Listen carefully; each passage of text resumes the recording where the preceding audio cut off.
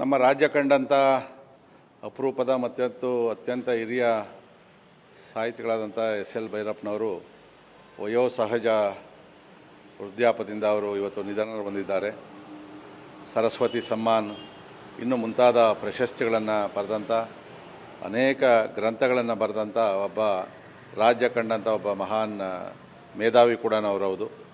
ರಾಷ್ಟ್ರೀಯ ವಿಚಾರಗಳು ಬಂದಾಗ ಅವರು ಯಾವುದೇ ಮುಲಾಜಿಲ್ದೇ ರಾಷ್ಟ್ರೀಯವಾದವನ್ನು ಸಮರ್ಥನೆ ಮಾಡ್ತಾಯಿದ್ರು.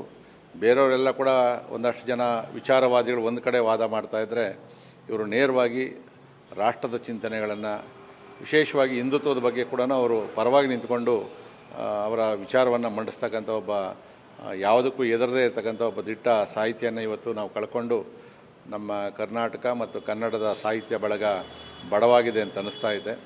ಈ ಥರದವ್ರು ಮತ್ತೆ ಮತ್ತೆ ಹುಟ್ಟು ಬರಲಿ. ಮತ್ತು ನಮ್ಮ ಭೈರಪ್ಪನವರು ಅತ್ಯಂತ ಸರಳವಾಗಿ ಜೀವನವನ್ನು ನಡೆಸಿದಂಥವ್ರವರು. ಸೊ ಇವತ್ತು ನಿಧನ ಹೊಂದಿದ್ದಾರೆ. ನಮ್ಮ ರಾಜ್ಯಕ್ಕೆ ತುಂಬಲಾರದ ನಷ್ಟ. ಅವರ ಕುಟುಂಬಕ್ಕೆ ಮತ್ತು ಕರ್ನಾಟಕದ ಜನತೆಗೆ ಅವರ ಅಗಲಿಕೆಯ ನೋವನ್ನು ತಡ್ಕೊಳ್ತಕ್ಕಂಥ ಶಕ್ತಿಯನ್ನು ಕೊಡಲಿ ಅಂತೇಳಿ ಆ ಭಗವಂತನಲ್ಲಿ ಪ್ರಾರ್ಥನೆಯನ್ನು ಮಾಡ್ತೀನಿ.